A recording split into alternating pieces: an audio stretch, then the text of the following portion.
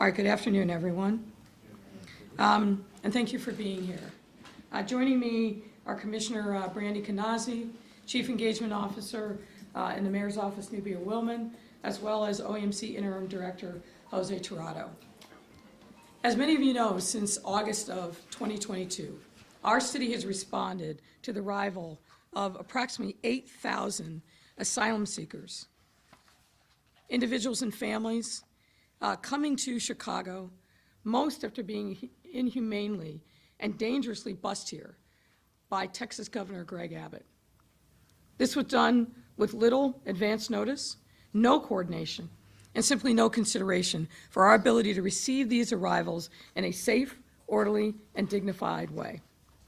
Last week, I sent a letter to Governor Abbott when we learned that he may be sending more migrants to our city via bus, to try to reason and explain to him that yes, of course we are a welcoming city, and we will always do what is right by our immigrant and refugee communities. But we've reached a breaking point in our response to this humanitarian crisis, primarily manufactured by him for cynical political purposes. As expected, my letter was written in vain. And today we responded to the arrival of 48 more individuals and families that required emergency support and shelter, shipped here by Governor Abbott from Texas. As sympathetic as we are to the significant challenges that border cities face now and have been facing for quite some time, Chicago simply does not have the infrastructure or resources to continue humanely providing for migrants. Both our pre-existing facilities and newly created facilities are full. I explained this to the governor, who ignored this reality, all to burnish his right-wing credentials as he fades into irrelevancy with the upcoming presidential cycle. Hundreds of migrants are temporarily staying in police stations while they await more appropriate housing. This crisis is not only exhausting our city's resources, but it's flat out dangerous for the individuals and families who have been wrapped up in this political stunt. Sadly, we don't expect the buses to stop arriving anytime soon. Importantly, we've seen in the last couple weeks a new surge in migrants coming to Chicago on a daily basis. And that is why today I have issued a declaration of emergency to bolster our response to the arrival of the migrants. This declaration empowers the city's chief procurement officer to exercise the purchasing authority set forth in the municipal code to adequately address this declared emergency. It also directs all city departments to undertake whatever efforts are feasible and necessary pursuant to their powers to assist in the management of this declared emergency. We shouldn't have to come to this point, but here we are. And even in my final days as mayor, it's important for us to step up and respond to this burgeoning crisis. I continue to be proud of our city as a welcoming city. It's easy but difficult to do, and Chicago will always rise to the challenges. We have always been a beacon of hope and a welcoming place for immigrants and refugees since our earliest days, and we will always be so. As we take this step and respond to the continued influx of new arrivals, we'll also continue calling upon the federal government for much-needed support and policy changes. Our immigration challenges are great as a nation. There's no doubt about that. But the burden cannot rest on one city alone.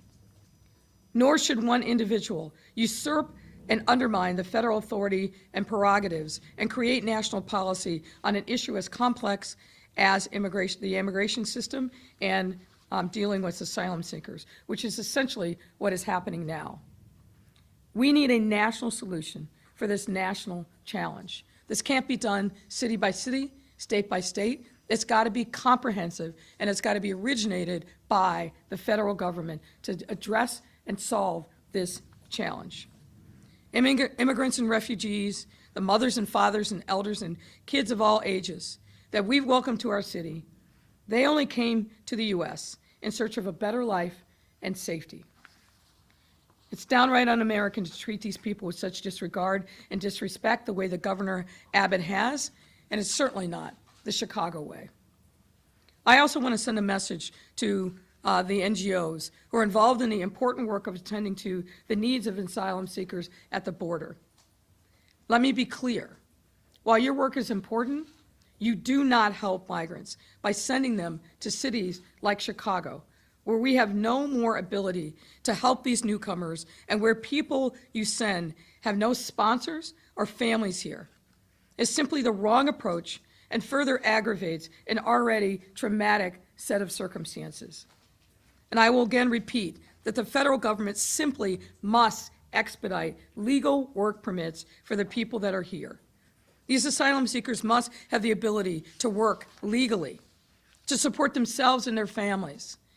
Employers are eager to hire able-bodied adults today, but can't do it legally without federal action. And we call upon the federal government to take that action with all deliberate speed. I stand ready to work and collaborate on solutions that do not involve the unilateral, chaotic busing of people to our doorsteps or placing the burden of solving this national crisis solely on the shoulders of cities like Chicago. Until then, the city will continue living our values, doing the best that we can under these very difficult circumstances. I'm happy to take your questions. Members of the media, Stephen and I will be passing down the mic. One question for a reporter because of the media schedule, which he has to leave shortly. So we're going to kick off the segment. ABC 7, we'll go down. Good afternoon, Mayor. What does this actually look like? What kind of money are you anticipating from the feds, from the state? How does this work? What's the plan? Well, we do have a plan. We do have an infrastructure. We've been planning for a surge now for weeks. You are aware that May 11th is when Title 42 will go away. We've been anticipating a new wave of migrants coming to our city, but frankly, we started seeing it about 10 days, 2 weeks ago. We went from a fairly stable population of migrants to seeing now 100, 200 on a daily basis.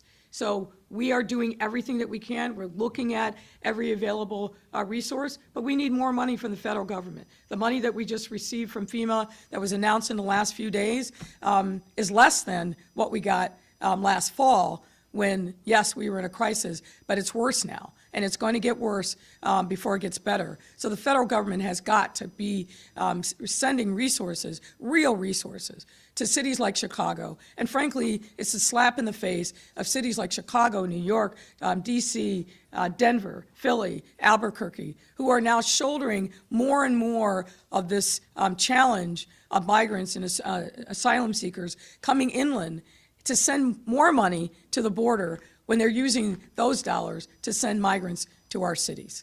That has to stop. NBC.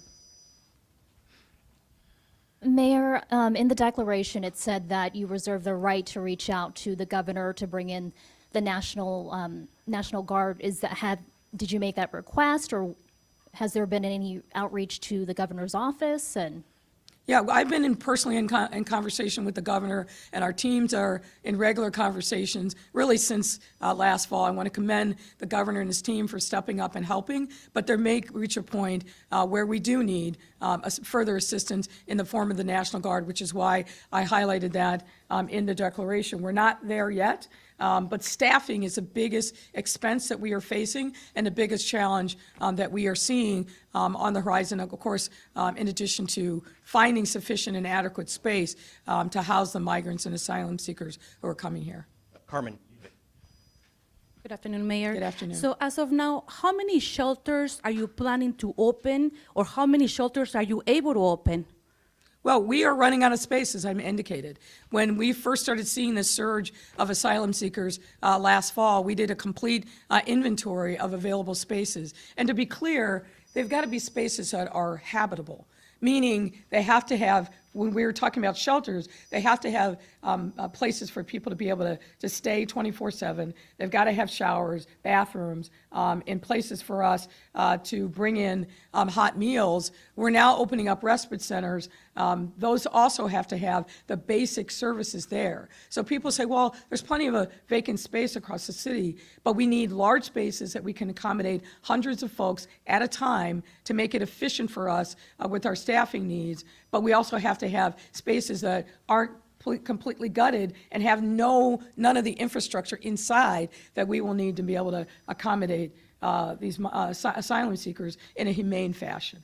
So I can't tell you right now because we don't know what the number is going to be. We have plans, as I said, in place for a surge. But the surge is going to be aggravated if Governor Abbott continues unabated to ship by busloads here while the federal government is providing money at the border. It doesn't make any sense. He's violating basic humanity of these asylum seekers. I think he's involved in a conspiracy of corruption in the fact that he is unwilling to see the humanity and the trauma that these migrants have faced on their journey from their home countries to the United States, and just sticking them on buses where they don't have sponsors, where they don't have a family network, doesn't make any sense.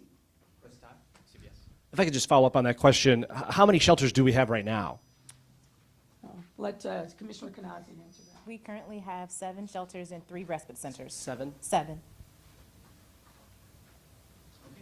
You can get one more. It looks like you had one more question. Get an answer there. Mayor, can you also speak to any communication you've had with Brandon Johnson's team about this? You're talking about the spike is continuing. It will then be his job. Can you speak at all about the transition that's been going on along these lines? Yeah, we've been briefing the Mayor-elect's team all along. We've had several substantive briefings in the last couple of weeks, because as you know, as of Monday, he assumes the mantle of being the mayor of the city. His team is going to own responsibility for this. So we wanted to make sure, and we will continue to be in contact with them to make sure that they are fully up to speed on the latest information that we have to help them take over responsibility for this continuing crisis.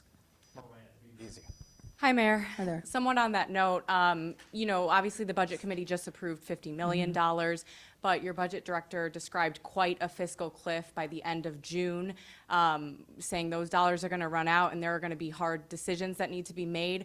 What options are available to your successor if the competitive federal grant dollars that the city's, planning to apply for don't come through? Should Mr. Johnson consider dipping into, advanced pension payment funds, for instance, or what options are really going to be available to him if federal dollars don't Well, come look, through? I don't want to speculate about that. My hope is that the federal dollars will come through. We're working with our entire delegation, and including our 2 senators, to make the case. I want to commend in particular Representative Quigley and Representative Kelly, who I've personally been in contact with and are making the case for us. So I'm going to be optimistic and hope that people in Washington will wake up to the reality of what's happening in cities like Chicago, and we're going to keep fighting that fight. Look, we want to make sure, part of the reason we asked for monies to take us through the end of June is to give the mayor-elect and his team the ability to really get their arms around the circumstances and really understand in great detail. We wanted to give them breathing room to be able to do that.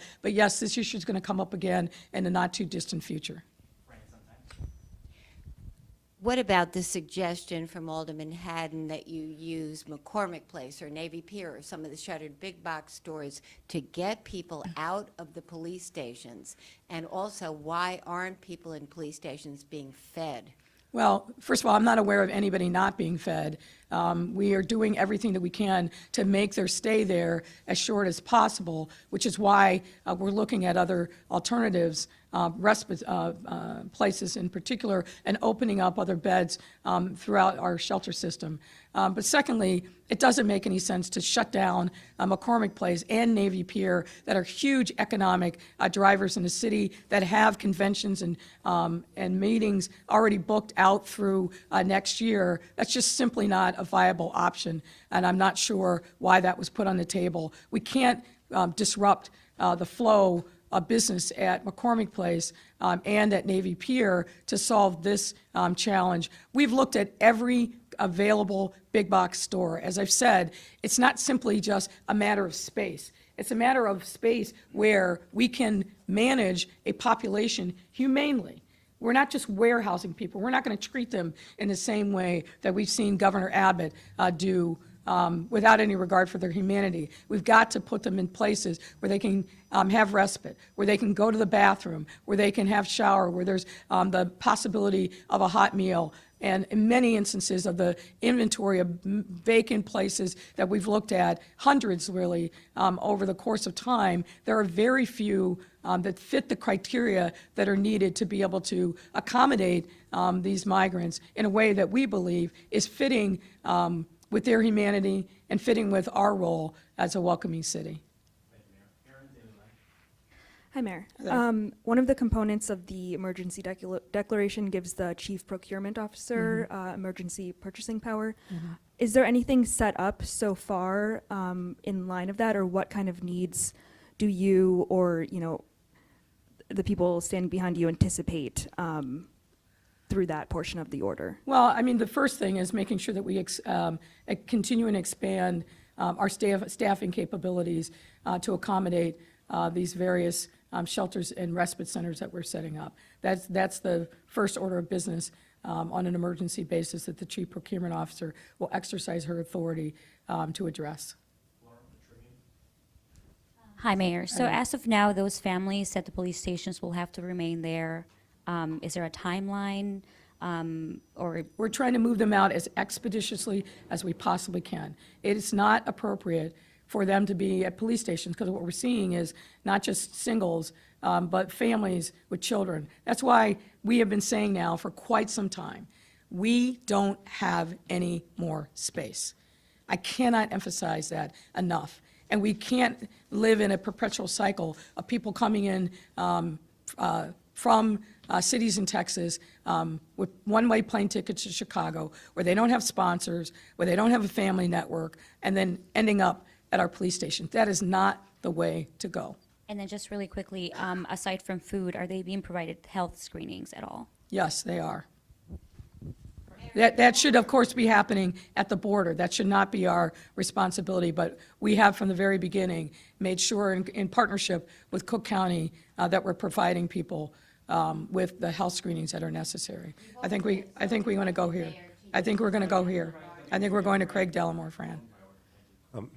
Mayor, as your Commissioner Kanazi heard at the hearing that was just held, there are some aldermen, there are some people in the public who fear that the kind of aid, extra aid that they're seeing now going to the new arrivals is coming at the expense of already overtaxed services within the city itself, for the homeless, for poor people. What can you say to assure them that they are not, that the sacrifice isn't going to be shared by people who are already having troubles? Yeah, I've heard people say that, and I will remind aldermen of the budgets that they vote for, of the services that we provide at historic levels in many instances, whether it's to the homeless, whether it's affordable housing, whether support for youth, the environment. We're not short-circuiting anyone. We are doing what we need to do. We're making sure that we fulfill the commitments that were made as part of our budgets. We're executing on those with fidelity. And the members that are saying that, I'm going to send them a copy of the budget book and remind them what they voted for, because we are executing on the commitments that were made in the various appropriations just last year and the year before, and we report regularly to the City Council on how we're doing, how those monies are being spent. So I understand the concern. Some of it is rhetoric, but the reality is that we are executing on the appropriations authority that the City Council has given us, and we report in on a regular basis with fidelity and transparency about what those are. So I don't want anybody to leave here today, anybody within the sound of my voice, thinking that somehow we're short-circuiting Chicagoans, because we are simply not. Hi, has President Biden or anyone from his administration given you any direct response to your request for federal assistance? That's an interesting question.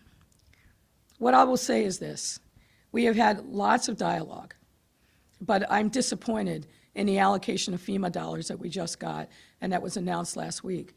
We got $5.5 million last fall. We got just over $4 million this time.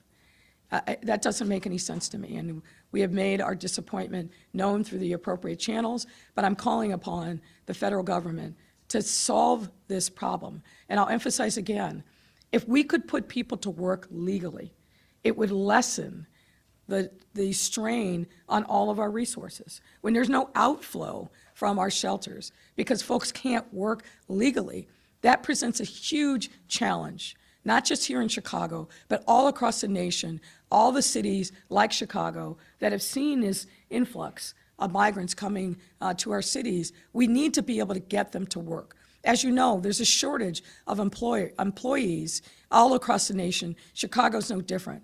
I am confident that we could put to work every able-bodied adult if they had work permits and we were able to do so legally. This is something that I have been talking about with anyone who will listen in the federal government, from the Labor Secretary to the Homeland Security Secretary, the head of Customs and Border Patrol, of course, folks in the White House. They have got to act with all deliberate speed to issue work permits to the people who are already here so that we can lessen the burden. If they're able to go out and work and take care of themselves and pay for housing, it will solve a lot of the challenges that we are seeing. It's not happening with the kind of speed that is necessary given the crisis that we are all facing.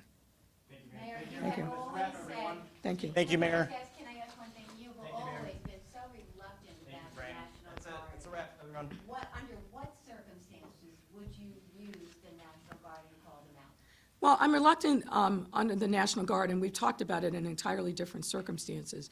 The circumstances here would be for them to come in and help support with staffing and with logistics. We're not at that point yet. And the National Guard is not a panacea. Many people think, call out the National Guard. It's not a panacea. They have limited abilities. They have limited durations of time that they can be in a place. It's a resource that is available, but we've got to use that resource wisely, and it's not going to solve the challenge in the long term. Maybe we get 30, 40 people for a short period of time. Keep in mind the National Guard are people that have other lives, other jobs, that they are primarily volunteers, sometimes on a full-time basis, but it's not a long-term solution. So if I need to do that, certainly I wouldn't hesitate to do it. I've done it in the past under different circumstances, but it's not a panacea. Thank you all.